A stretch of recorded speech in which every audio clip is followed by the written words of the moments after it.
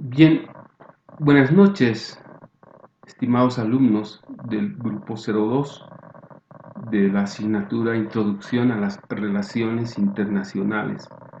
Después de 2 clases aproximadamente, vamos a retomar nuestras habituales clases virtuales, de este modo grabado. Estuve muy delicado de salud, felizmente superado de manera completa. Ya estoy, digamos, 100% y dispuesto otra vez a contribuir y seguir avanzando con ustedes para cumplir todo lo que eventualmente nos hemos colocado como metas y objetivos, ¿verdad? Entonces, en ese sentido, vamos a desarrollar hoy nuestra 13ª clase. También buenos días al grupo 01 de la misma asignatura. Con ellos también vamos a compartir hoy esta 13ª clase, que va a versar fundamentalmente en torno a las dos últimas exposiciones, en torno a la Ilustración y la primera revolución industrial. Estos dos eventos son ciertamente de crucial importancia en la historia del mundo, de la sociedad internacional, nuestro objeto de estudio.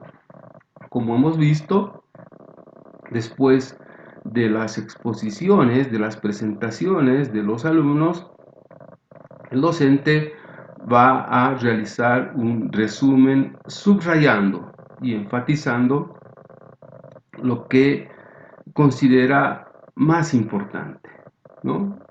Lo que considera fundamental en torno, en este caso, a estas dos últimas exposiciones, ¿verdad? Entonces, sobre esto va a versar nuestra 13ª clase. Antes de entrar en materia, sin embargo, quisiera referirme al trabajo. Voy a salir de la pantalla y me voy a referir al trabajo que había enviado en torno a ese texto con olor a tinta recién impreso, El mundo y el COVID-19, ¿verdad? Les hice algunas preguntas para que ustedes en el desarrollo y la lectura del texto puedan ir respondiendo precisamente a esas cuestiones que había, esas preguntas que había planteado. Entonces, simplemente me voy a referir a modo de resumen, ¿no? Primero les había enviado el cuestionario y adjunto también les puse acá en la tarea este PDF, El mundo antes y después del COVID-19. ¿No es cierto? Es un PDF realmente con datos importantes, últimos en relación a lo que está sufriendo hoy la humanidad, la sociedad internacional. Ese trabajo ha sido realizado, como ustedes pueden observar acá, por 56 personas. Han presentado la tarea y 53 de la lista que tengo acá en el Classroom no han entregado a tiempo, ¿no? Simplemente a modo de revisar y referirme quiénes habrían entregado, el Classroom saca un interesante resumen y fíjense, acá tengo registrado, por ejemplo, estos nombres, ¿no?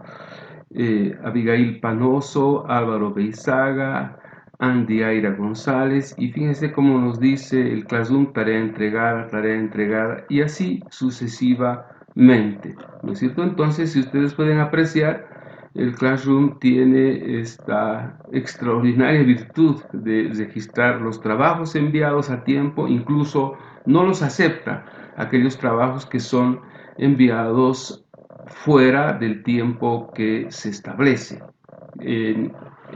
como condición de entrega del trabajo, ¿no es cierto? Eso en lo que se refiere al grupo 2. También, como estamos compartiendo la misma clase con el grupo 01, acá tengo la relación de trabajos recibidos del grupo 01 son 78 alumnos que han presentado su tarea y 44 no. A ver, vamos a rápidamente ver en este caso las tareas entregadas del grupo 1 de manera muy rápida, ¿no? Alejandro Galindo Weiler, Alejandro Torres Casasco, Américo Buitrago Lazo, Anaí Terán, Angélica Caballero Llanes, Arminda Bustamante, fíjense en todos dice tarea entregada, ¿no? Y vean, Alex Vilca, Carla Patricia Oviedo, Carla Poma, Castro Arnés Alizón Tatiana, y casi todos ellos me han enviado como he pedido con el código incluido. Esto es lo extraordinario que tiene el Classroom, realmente una herramienta que, les soy absolutamente sincero, no la conocía. Voy a usar incluso esta herramienta después cuando retomemos inclusive nuestras clases presenciales, ¿no? Un poco quería referirme, esto es del grupo 01, vuelvo al grupo 02, quería referirme para que ustedes tengan conocimiento del registro y del envío de las tareas que eventualmente estamos asignando ahí en el Classroom. De modo que todo queda registrado, ¿no es cierto? Estas personas que no han enviado ciertamente no tienen en ese sentido ningún puntaje. Bien, dicho esto, entonces retomamos nuestra clase. Como había adelantado, vamos a ver hoy un resumen de lo más importante en torno a la ilustración y la primera revolución industrial, ¿verdad?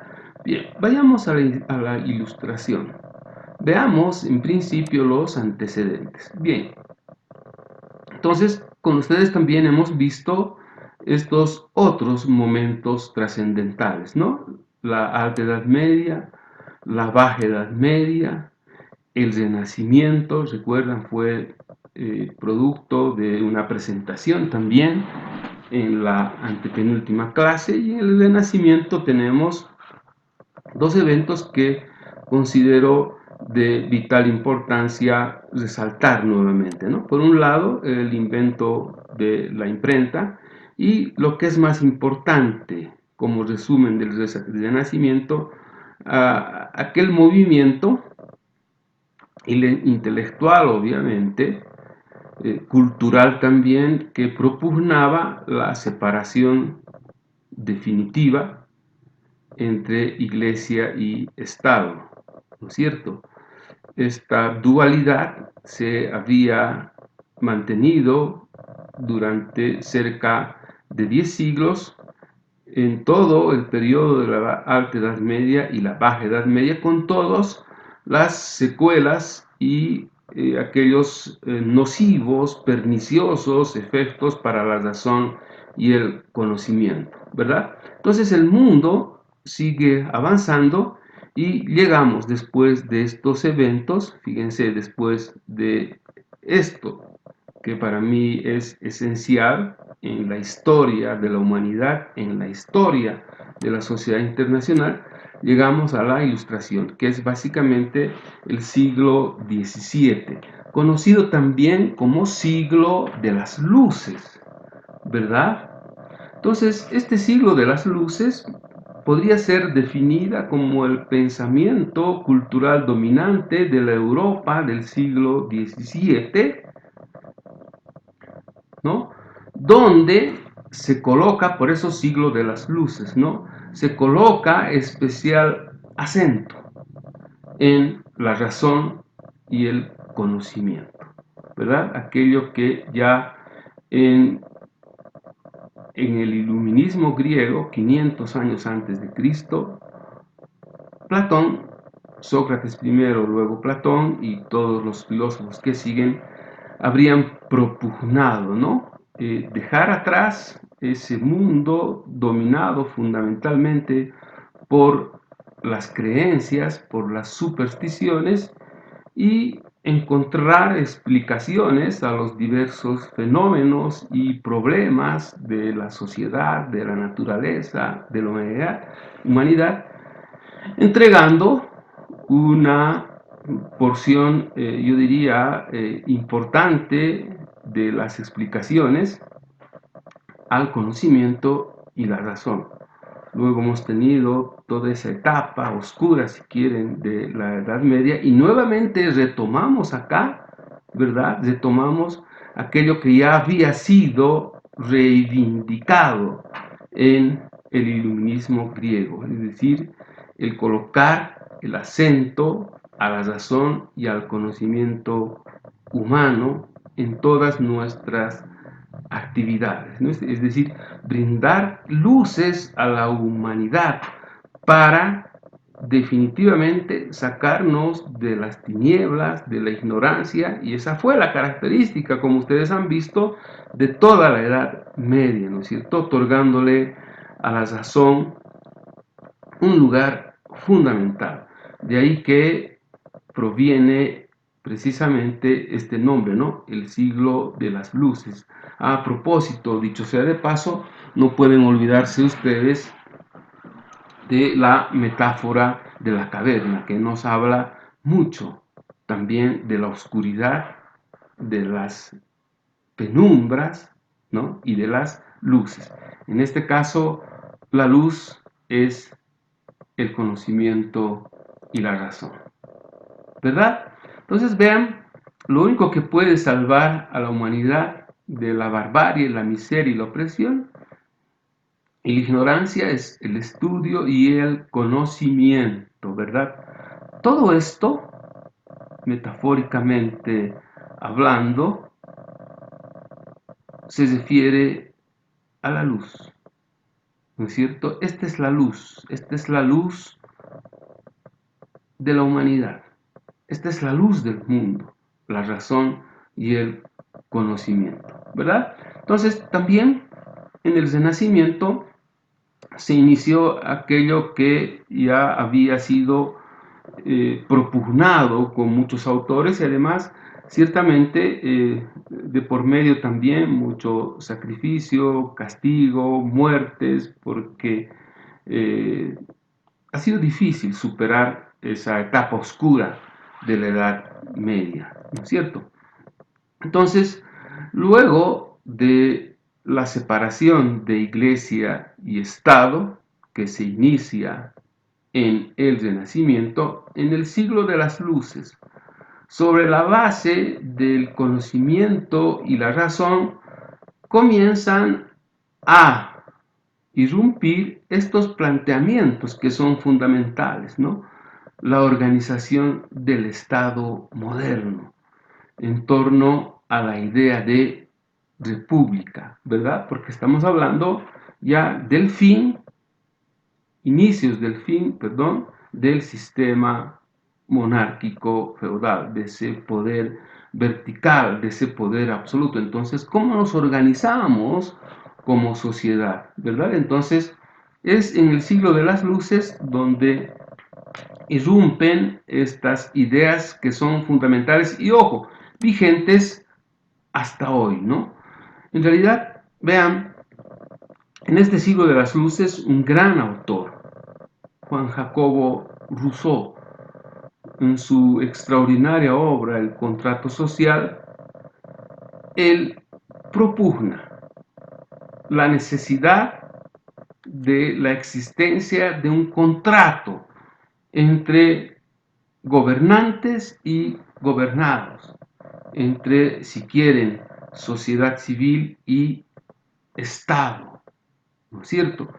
Con el objetivo de vivir relativamente en armonía, donde se acabe, si quieren, la barbarie, la ley del más fuerte, esa sociedad signada por la anarquía del caos, donde prevalece la ley de la selva, ¿no? Ahí aparecerá Hobbes con su magnífica obra, El Leviatán. Él es el que propone, ¿no es cierto?, ese estado, ese superestado con extraordinarios poderes, sobre todo de sanción y castigo, ese estado dotado de poder absoluto, ¿verdad?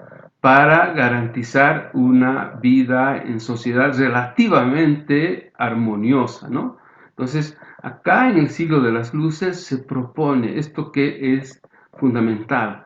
En este caso fue la propuesta de Juan Jacobo Rousseau, el contrato social, ¿no? Es decir, ese contrato, como he mencionado, entre gobernantes y gobernados, ese contrato entre la sociedad civil y el Estado, con obligaciones y derechos de ambas partes, ¿no es cierto? Sobre esto descansa hoy el Estado moderno, ¿verdad? El contrato social se trasuntará luego, perdón, en todas las constituciones políticas del Estado del mundo. ¿Qué son las constituciones? Las constituciones son precisamente esos contratos, ¿no es cierto?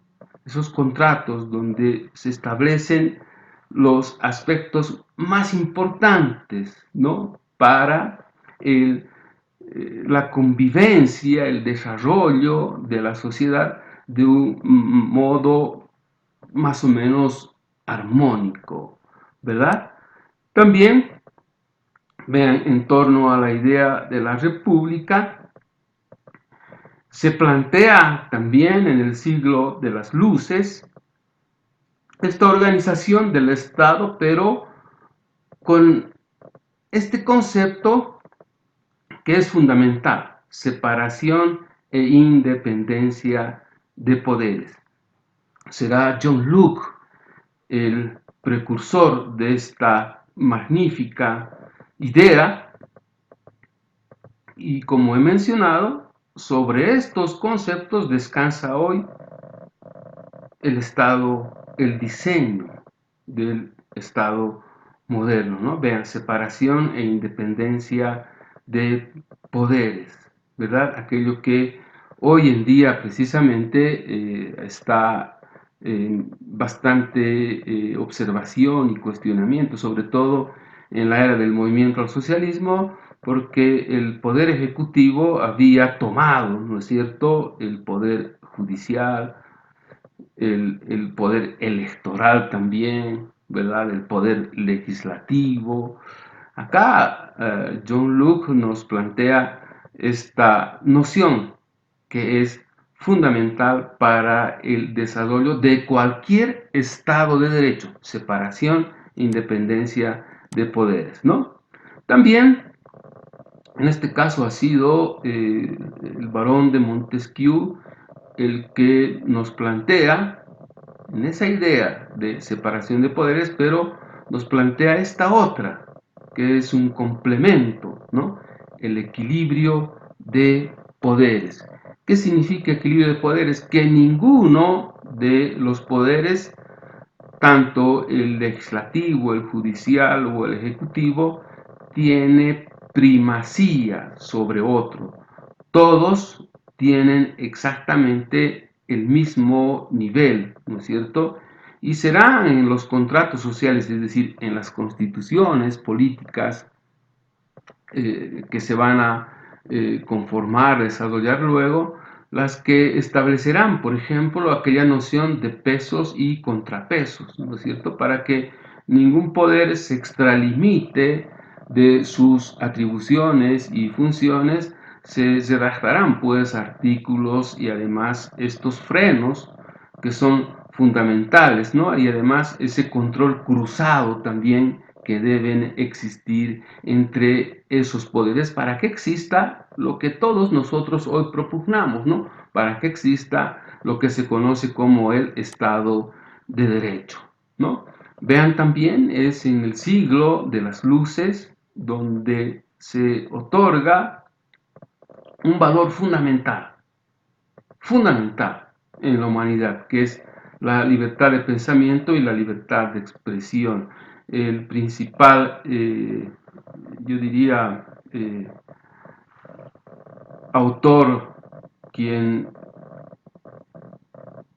cuya obra se centrará precisamente en estos dos aspectos esenciales en la vida del hombre, será este extraordinario autor conocido, aunque tiene otro nombre, pero conocido como Voltaire, ¿no es cierto? También ahí aparece un autor fundamental que escribe sobre la democracia en América, se escribe sobre la independencia de Estados Unidos. Me refiero a Alexis Tocqueville. Él nos hablará ya sobre la democracia y esa democracia que tiene que estar, ¿no es cierto?, sobre la idea de la libertad e igualdad de oportunidades, ¿no es cierto? Aparecerá también otro extraordinario autor como David Hume, quien nos hablará sobre la obligación que tiene el Estado de administrar eficientemente la justicia, ¿no? Vean cómo ha ido evolucionando nuestra sociedad, ¿verdad? Y yo quiero resaltar en esta parte la importancia que significa para la historia de la humanidad y la historia de la sociedad internacional estos dos momentos trascendentales: el Renacimiento y la Ilustración. Y ojo, hoy la mayor parte de las democracias en el mundo en crisis, por supuesto, en crisis también, la democracia siempre ha estado en crisis, ¿no? Le están propugnando una vuelta, dicen, a las ideas de la Ilustración.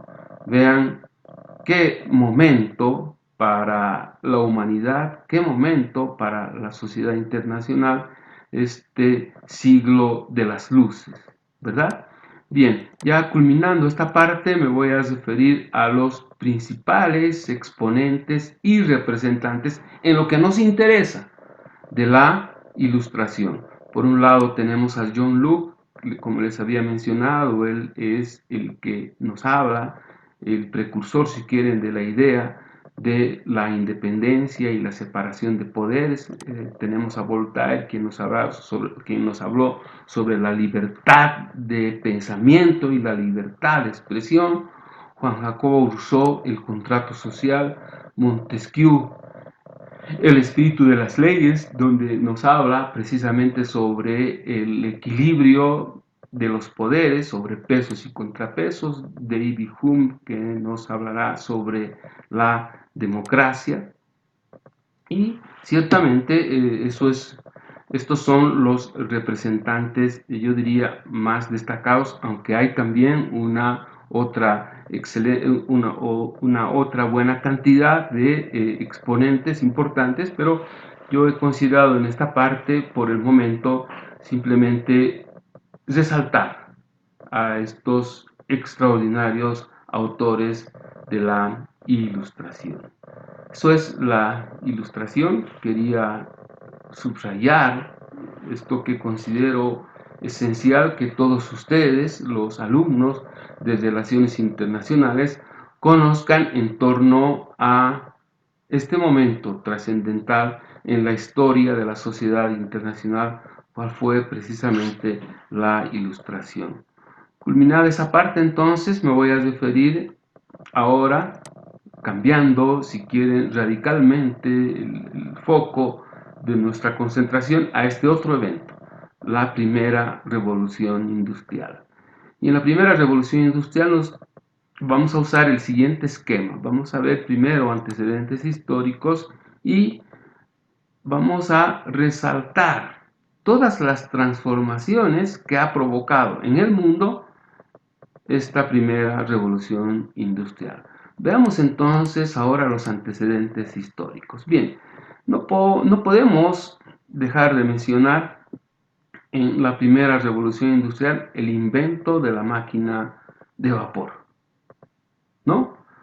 La historia nos registra a James Watt, el que perfecciona la técnica de la máquina de vapor. Y vean, ¿no? Esa máquina de vapor fue un acontecimiento trascendente en la revolución industrial, ya que con la creación de la máquina sustituimos el uso de la energía humana y animal por energía a vapor, ¿no es cierto? También con el invento de la máquina de vapor, sustituimos, si quieren, el trabajo manual por el trabajo en las máquinas, ¿no? A esto precisamente me voy a referir en las transformaciones, ¿verdad? Entonces vean, cuando el hombre inventa la máquina, sustituimos la energía, ¿no? La energía humana y animal por energía de vapor. Entonces, ¿qué produce el invento de la máquina de vapor? Produce luego, y será una gran transformación en el mundo, el inicio de la era de las máquinas, ¿no? Se deja el trabajo manual, el trabajo artesanal, y se da paso, como ustedes bien pueden observar, al trabajo de la industria, ¿no es cierto? Ya las máquinas nos introducirán, si quieren, a lo que se conocerá luego como las fábricas, ¿verdad? Y vean lo trascendental de el invento de la máquina de vapor. El invento de la máquina de vapor pondrá fin al sistema feudal, ¿no? Y también, como seguramente han podido apreciar ya en mis comentarios, marcará el inicio del capitalismo moderno, ¿no es cierto? Entonces vean las transformaciones. La máquina provocará también estas otras enormes transformaciones. Se producirá, si quieren, una suerte de abandono del campo y se irán de a poco, de manera gradual, consolidándose las ciudades, ¿no? En las ciudades se instalarán, como he mencionado, fábricas, fábricas con máquinas, ¿no es cierto? Y obviamente surgirán nuevas clases sociales. Aquí lo que se observa, vean bien, es el surgimiento de la clase obrera, ¿verdad? Entonces, ¿cuál es la transformación? Los campesinos, los que trabajaban la tierra en el largo periodo feudal, ahora con el invento de la máquina, con el surgimiento de las fábricas en las ciudades, se convertirán, se transformarán en obreros, ¿no es cierto? Entonces, aquí tenemos el surgimiento de esta nueva clase social, la clase de los trabajadores, los obreros, ¿no es cierto? Y obviamente, en el surgimiento de nuevas clases sociales, podemos apuntar también a los empresarios, a los capitalistas, en términos marxistas, a los dueños de los medios de producción, ¿no es cierto?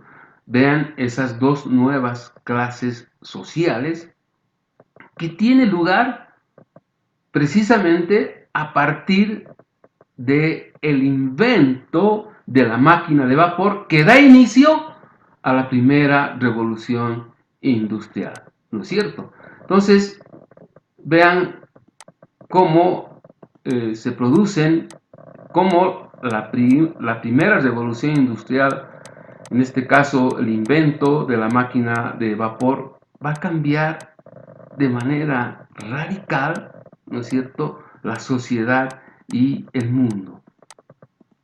Vean estas transformaciones, estos inventos, no quedarán luego detenidos, más bien se producirá una dinámica y una velocidad extraordinaria en nuevos inventos, ¿no es cierto? Entonces, estamos hablando, como hemos mencionado, el inicio de la era de las máquinas y el inicio del capitalismo moderno, ¿no es cierto? Eso es lo que produce la primera revolución industrial, ¿verdad? Este es el resumen que he intentado destacar de lo más importante de las anteriores exposiciones, y a la clase de hoy voy a colgar también dos materiales que son las exposiciones que corresponden de acuerdo al cronograma luego de dos fechas, si quieren, o dos clases que han sido relativamente interrumpidas en el curso por ese delicado estado de salud que me encontraba, ¿no? Entonces, la primera revolución industrial, el invento de la máquina de vapor, inicia lo que hoy conocemos como el capitalismo moderno. Muchas gracias por su paciencia y su amable atención. No está de más recomendarles siempre que se cuiden, hoy más que nunca. Este es el mes más complicado de la pandemia en estas latitudes del mundo, ¿no? En Latinoamérica y sobre todo en Bolivia. Se estima que en junio vamos a llegar al pico más alto y yo abrigo la esperanza de que en julio ya entremos a esa fase conocida como la desescalada, ¿no es cierto? Ya los casos y las muertes también, el número de nuevos casos y el número de muertes comiencen a descender. De todos modos, este es el mes de mayor cuidado, incluso de mayor cuidado aún que los meses que han transcurrido entre marzo, abril y mayo. Cuídense, que quiero quiero conocer a todos y cada uno de ustedes. No los he visto porque son alumnos de primer año. Hasta la próxima clase. Muchas gracias.